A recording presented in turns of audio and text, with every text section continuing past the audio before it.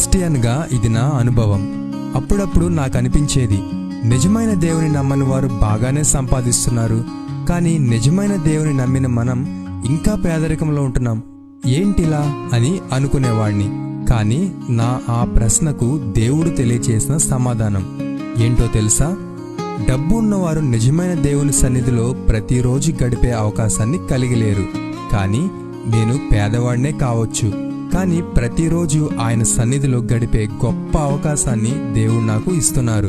ప్రతిరోజు నేను ఆయనకు ప్రార్థిస్తాను. ప్రార్థన ద్వారా ఆయనతో మాట్లాడతాను.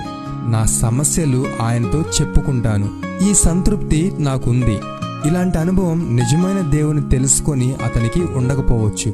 ఒక గొప్ప దేవునితో సమయాన్ని గడిపే గొప్ప అవకాశాన్ని ఆయన నాకు కల్పిస్తున్నారు, కానీ అది అతనికి లేదు.